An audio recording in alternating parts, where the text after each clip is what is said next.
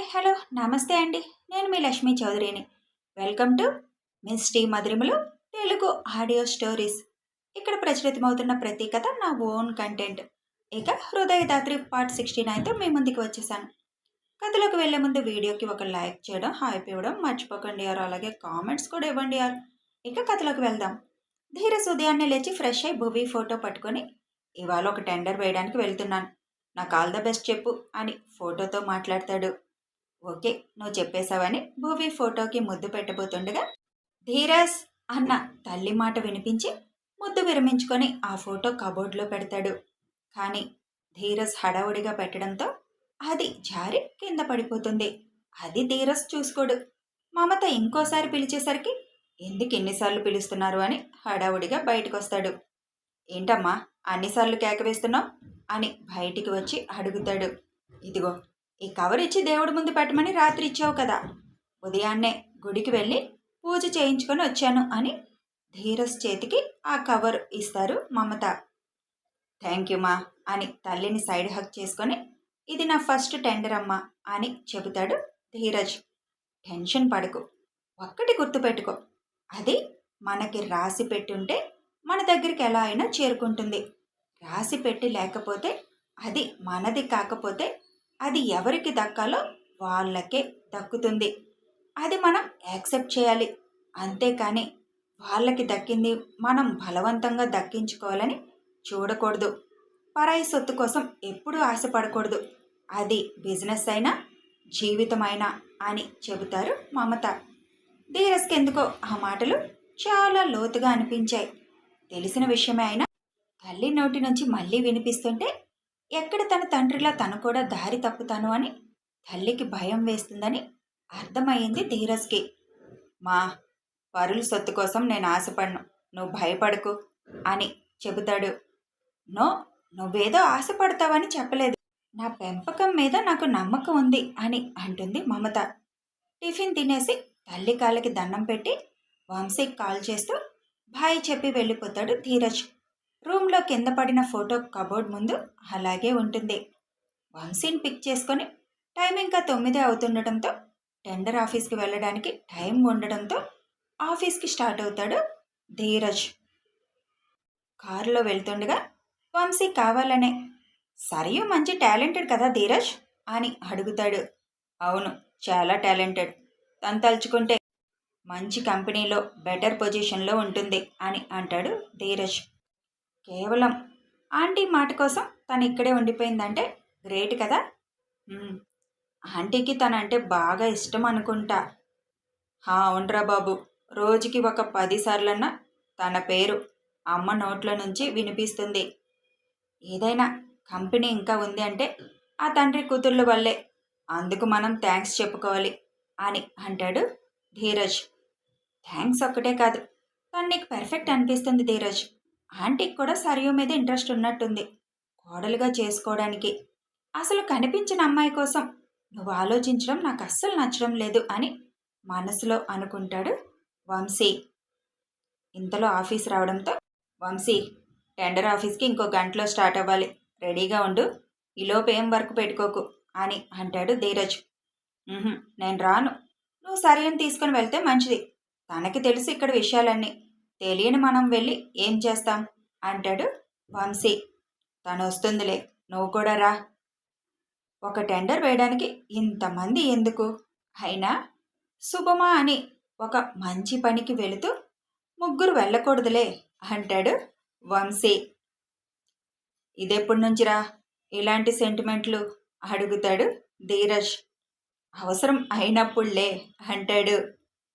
అలా అయితే ఇప్పుడు ఒక చిల్డ్రన్తో సరిపెట్టుకుంటున్నారు కదా, మరి వాళ్ళు ఎక్కడికి వెళ్ళినా ముగ్గురే కదా వెళ్తారు, మరి వాళ్ళ సంగతి ఏంటి అని ధీరజ్ కళ్ళెగరేస్తూ అడుగుతాడు. అప్పుడే వచ్చి వాళ్ళ మాటలు విన్నా సరియు, అందుకే సార్ వాళ్ళతో పాటు పెంచుకున్న కుక్క పిల్లల్ని తీసుకొని వెళ్తున్నారు అని నవ్వుతూ అంటుంది. హహా, అది నిజమా అడుగుతాడు Dheeraj. No sir, just joking, ఇవన్నీ మనం పెట్టుకున్నవి సార్, ఏముండదు అక్కడ. మరి మీరు అన్నది నిజమే, ప్రతి ఒక్కరూ ఒక్క బేబీతో ఆపేస్తున్నారు, ముగ్గురే వెళ్తున్నారు, వాళ్ళకన్నీ బాగానే జరుగుతున్నాయి అని అంటుంది సరయు. అబ్బా, నేనన్న ఒక్క మాటకి ఇంత డిబేట్ ఎందుకు కానీ మీరిద్దరూ వెళ్ళరండి, నేను ఇక్కడే ఉంటాను వర్క్ చూసుకుంటూ అని వంశీ అంటాడు. సర్లే అని అంటాడు ధీరజ్. ఇంకో అరగంటలో స్టార్ట్ అవుదాం సార్. ఓకే సరియు. సరియు వెళ్ళగానే నువ్వు కూడా వస్తే ఏమైందిరా, వేషాలు కాకపోతే అంటాడు ధీరజ్. బాబు ధీరజ్, ఇక నుంచి అన్నిటికీ నేను రావాలంటే అవ్వదు. ఒకరు బయటికి వెళ్తే ఒకరు ఆఫీస్ చూసుకోవాలి అని అంటాడు వంశీ. ఓకే బాబా, నీ ఇష్టం అని నవ్వుతాడు ధీరజ్. 9:30 అయినా అది అరకు కావడంతో పరదాలు ఒకటి ఉండడంతో ఎండ తెలియలేదు దేవ్ భువికి. వాళ్ళిద్దరి ప్రేమ సయ్యాట ఎప్పుడో తెల్లవారుజామున ముగించి అప్పుడు నిద్రమ్మని ఆహ్వానించారు. దేవ్ ఫోన్ మోగుతుండడంతో దేవ్కి మెలకు వస్తుంది. చెయ్యితో తడిమి బెడ్ పక్కనున్న ఫోన్ తీసుకొని చూస్తాడు. కిషోర్ దగ్గర నుంచి ఫోన్ అవడంతో తన మీద పడుకొని మంచి నిద్రలో ఉన్న భువిని చూసి ఫోన్ లిఫ్ట్ చేసి నెమ్మదిగా చెప్పురా అంటాడు. ఫస్ట్ నైట్ అయినసరికి మెలకు వచ్చిందా రాలేదా అని చేశాను అని దీర్ఘం తీస్తూ అంటాడు కిషోర్. ఫోన్ చేసి డిస్టర్బ్ చేసింది కాక మళ్ళీ ఎదవ దీర్ఘాలు తీసావంటే వచ్చాక మూతి పగలగొడతా, మోసుకొని ఫోన్ పెట్టు అని ఫోన్ కట్ చేసి పక్కన పెడతాడు దేవ్. తన గుండెపై పడుకున్న భువి నుదురు మీద కిస్ చేసి గట్టిగా హత్తుకొని రాత్రి జ్ఞాపకాలు గుర్తు చేసుకుంటూ నవ్వుకుంటాడు దేవ్. ధాత్రి అని చిన్నగా పిలుస్తాడు. హా దేవ్, నిద్ర వస్తుంది, డిస్టర్బ్ చేయకండి అని అంటూ ఇంకా దేవుకి అతుక్కుపోతుంది. ఓయ్, ఇలా అతుక్కుంటే మళ్ళీ మొదలు పెట్టాల్సి వస్తుంది అని అంటాడు చిన్న స్మైల్తో. నాకింకోపిక లేదు దేవ్, రాత్రంతా నిద్రపోనివ్వలేదు, నాకు చాలా నిద్ర వస్తుంది అని ముద్దుగా అంటుంది. భువి పెట్టిన ఎక్స్ప్రెషన్ చూసి వెంటనే భువిని పక్కకని భువి మీదకి చేరిపోతాడు దేవ్. అంత నిద్ర మత్తు వదిలిపోయి దేవ్ అంటూ కళ్ళు తెరిచి ఏడుపు మొహం పెడుతుంది. దేవ్, ఏం చేస్తున్నారు అని అడుగుతుంది భువి. ఇంకా ఏమీ అనుకోలేదు కానీ అని భువి పెదాల మీద చిన్న పెక్కిచ్చి, ఇప్పుడు మాత్రం ఫస్ట్ నైట్ అయిపోయింది కదా, ఫస్ట్ డే స్టార్ట్ చేద్దాం అని అనిపిస్తుంది ధాత్రి అని ఇంటెన్సిటీతో అంటాడు. వద్దు దేవ్, నాకు అసలు ఓపిక లేదు అని ముద్దుగా మొహం పెట్టి అంటుంది. ఒక్కరోజుకే అలా అంటే ఇంకా డైలీ ఎలా నన్ను భరిస్తావు మేడం అంటూ కళ్ళెగరేస్తూ అడుగుతాడు. భరిస్తానులే, ఒకసారి కమిట్ అయ్యాక ఇంక తప్పుతుందా అని అంటుంది కళ్ళు తిప్పుతూ. అవునా, అయితే భరించు అని భువిని అల్లుకుపోతూ అంటాడు దేవ్. ఇది చీటింగ్, ఇప్పుడు అనలేదు నేను అని భువి అంటుండగానే ఇంక మాట్లాడనివ్వకుండా చేసేశాడు దేవ్. మరోసారి వాళ్ళ సరసాల సయ్యాటలో బిజీ అయిపోయారు. ధీరజ్ సరియు ఇద్దరు టెండర్ వేసే ఆఫీస్కి వెళ్ళి టెండర్ సబ్మిట్ చేసి రిజల్ట్ కోసం కూర్చుంటారు. సరియు అక్కడికి వచ్చిన మిగిలిన కంపెనీ వాళ్ళ గురించి ధీరజ్కి ఎక్స్ప్లెయిన్ చేస్తూ ఉంటుంది. అందరి గురించి తెలుసుకుంటూ ఒక అవగాహనకి వస్తాడు ధీరజ్. ముగ్గురు ఆఫీసర్స్ కలిసి టెండర్ ఫామ్స్ ఓపెన్ చేసి అందరికంటే తక్కువ కోట్ చేసిన ధీరజ్ వాళ్ళకే ఇస్తున్నట్లు డిక్లేర్ చేశారు. ధీరజ్ ఆనందానికి అవధులు లేకుండా పోయింది. సరియు ధీరజ్ సంతోషాన్ని చూస్తూ కంగ్రాట్స్ అని చెబుతుంది. థ్యాంక్ యూ సరియు, ఇందులో నీ కష్టం ఎక్కువ ఉంది అని అంటాడు ధీరజ్. నో సార్, నేను ఓన్లీ చెప్పాను, కానీ మీరు కష్టపడ్డారు అని అంటుంది.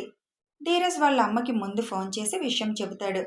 తర్వాత వంశీకి చేసి చెబుతాడు. అక్కడ ఉన్న ఒక అతను, ఏంటి ఆ మోహన్ ఎంప్లాయ్ మీద ఆధారపడి టెండర్ కొట్టేస్తున్నాడు, ఇలాంటి ఎంప్లాయీలు మనకి ఉంటే బాగున్ను అని ఇంకో అతనితో చెబుతుంటారు. వాళ్ళ మాటలు విని, ఓ హలో, ఆయన ఎంప్లాయ్ కాదు, ఆ కంపెనీ ఓనర్ అని అంటుంది సరియు. అంటే ఇతను మోహన్ కొడుకా అని వాళ్ళు ఆశ్చర్యంగా అడుగుతారు. ఆ ఐడెంటిటీ నచ్చక చేతులు పిడికిలు బిగించి కోపాన్ని దిగమింగుకుంటూ ఉంటాడు ధీరజ్. ఇతను కూడా తండ్రి లాంటి వాడేనా అని అంటారు ఇంకొకరు. చూడండి, ఒకరు తప్పు చేశారని అందరూ చేయరు కదా, ఇతను అతని కొడుకనే ఒక్క మాట నిజం అంతే, అతనికి మా సరికి సంబంధం లేదు. ఇంకో విషయం, ఈ కంపెనీకి మోహన్ గారికి కూడా ఇంకే సంబంధం లేదు. ఇక నుంచి ఈ కంపెనీకి చైర్మన్ మిస్టర్ ధీరజ్ కుమార్, వేరే వాళ్ళతో కంపేర్ చేసి మాట్లాడటం మానేయండి అని చెప్పి, పదండి సార్, మనం లోపలికి వెళ్దాం, ఫార్మాలిటీస్ పూర్తి చేయాలి అని ధీరజ్ని చేయి పట్టి లోపలికి తీసుకువెళ్తుంది సరయు. నందు, మమత, నందు నానమ్మ కూర్చొని టెండర్ ఎవరికి వస్తుందో అని ఆలోచిస్తూ ఉంటారు. అప్పుడే ధీరజ్ నుంచి ఫోన్ రావడంతో అతను చెప్పింది విన్నాక అందరికీ సంతోషంగా అనిపిస్తుంది. ఇంతలో ధీరజ్ బట్టలు ఐరన్ చేసినవి తెచ్చిస్తారు పనివాళ్ళు. మమత వాటిని లోపల పెట్టి రావడానికి లేస్తుంటే, నువ్వు కూర్చో, నందు పెట్టొస్తుంది అంటారు నందు నానమ్మ. అవునమ్మా, కూర్చో, నేను పెడతానులే, నువ్వు కాలు నొప్పులంటూ పైకి కిందకి తిరగకు అని అంటుంది నందు. కాసేపు అక్కడే కూర్చున్నాక ధీరజ్ ఫోన్ రావడంతో విషయం తెలుసుకొని నందు ధీరజ్ బట్టలు తీసుకొని పైకి వెళ్తుంది. ధీరజ్ రూమ్లోకి వెళ్ళి బట్టలు కబోర్డ్లో పెట్టేసి బయటికి రావడానికి తిరుగుతుండగా కింద పడిన భువి ఫోటో కనిపిస్తుంది. ఏంటిది అని చేతుల్లోకి తీసుకొని తిప్పి చూసిన నందుకి అది భువి ఫోటో కావడంతో పెద్ద షాక్ తగిలింది. ఇదేంటి, దేవుగారి భార్య ఫోటో ఇక్కడుందేంటి, అది కూడా ఇది ఇప్పుడు ఫోటోలో లేదు అంటే అనుకొని వెనకకి తిప్పి చూస్తుంది. అక్కడ 2 సంవత్సరాల క్రితం డేటు వేసే ఉంటుంది. ఫ్రెంచ్ భాషలో ఏదో రాసి ఉంటుంది. ధీరజ్కి ఫారెన్ స్టడీస్ వల్ల ఫ్రెంచ్ భాష వచ్చు. ఆ లాంగ్వేజ్ అర్థం కాకపోయినా ఆ డేట్ చూసి అది 2 ఏళ్ల క్రితం ఫోటో అని అర్థమైంది. కానీ తన అన్నయ్య రూమ్లో ఎందుకుంది అని ఆలోచిస్తూ ఉండగా ఎక్కువ టైం పట్టలేదు నందుకి అర్థం అవ్వడానికి. అంటే అన్నయ్య తినను ప్రేమించాడా? తను కూడా అన్నయ్యని ఇష్టపడిందా? ఇష్టపడితే దేవుగారిని ఎందుకు చేసుకుంటుంది? మొన్న వాళ్ళ మాటలు వింటే వాళ్ళు చాలా అన్యోన్యంగా ఉంటున్నారు అని అర్థమయ్యింది. మరి ఎక్కడ తేడా జరిగింది? అసలు ఈ అమ్మాయికి పెళ్ళయిందని అన్నయ్యకి తెలుసా? తెలిసి కూడా ఇష్టపడుతున్నాడా? నో, అలా జరగడానికి వీల్లేదు. నాన్న చేసిన తప్పే అన్నయ్య చేస్తున్నాడా? అలా జరగకూడదు. అమ్మకి తెలిస్తే అన్నయ్యని చంపడమో తను చావడమో చేస్తుంది. కానీ అన్నయ్య అలాంటి వాడు కాదు. నాకు నా అన్నయ్య మీద నమ్మకం ఉంది. బహుశా ఈ అమ్మాయికి పెళ్ళయిందని అన్నయ్యకి తెలిసి ఉండదు. అసలు నేను ఎలా ఆలోచించే కంటే అన్నయ్యని డైరెక్ట్గా అడిగితే, నో, అన్నయ్యని నేను అడిగితే అన్నయ్య రియాక్షన్ ఎలా ఉంటుందో తెలియదు. ఒక పని చేస్తే వంశీ గారిని అడిగితే, ఎస్, అన్నయ్య ప్రతి విషయం ఆయనకి తెలుసు. అతన్ని అడిగితే అసలు విషయం తెలుస్తుంది. దాన్ని బట్టి అన్నయ్యతో మాట్లాడొచ్చని ఆ ఫోటో పట్టుకొని తన రూమ్కి వెళ్ళి తన బ్యాగులో అది పెట్టుకొని హడావుడిగా కిందకొస్తుంది. అమ్మా, నేను అన్నయ్య వాళ్ళ ఆఫీస్కి వెళ్తున్నాను అని చెబుతుంది నందు. అప్పటికే తన ఆ ఫోటో చూసిన దగ్గర నుంచి తన తండ్రి చేసింది గుర్తుకు రాగానే మళ్ళీ దేవ్ వైఫ్ని అన్నయ్య ఇష్టపడడం ఆ ఊహే నచ్చడం లేదు నందుకి. టెన్షన్తో ఒళ్ళంతా చెమటలు పట్టేసి ఉన్నాయి. నందుని అలా చూసి, ఏమైంది, ఎందుకు చెమటలు అలా పట్టే అని మమత కంగారుగా అడుగుతారు. చెమటలు కాదమ్మా, మొహం కడుక్కొని సరిగ్గా తుడుచుకోలేదు అంతే అని తన దుపట్టాతో తుడుచుకుంటూ అంటుంది. సరే, ఇప్పుడెందుకు ఆఫీస్కి? తన కంగారంతా దాచి, ఎందుకంటావేంటమ్మా, అన్నయ్య ఫస్ట్ టెండర్ గెలిచాడు, పార్టీ అడగాలి, డైరెక్ట్గా కంగ్రాట్స్ చెప్పాలి అంటుంది.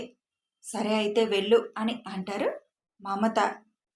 వెంటనే నందు బయటకొచ్చి తన స్కూటీ స్టార్ట్ చేసుకొని ఫాస్ట్ డ్రైవ్తో 20 నిమిషాల్లో ఆఫీస్ ముందు ఉంటుంది.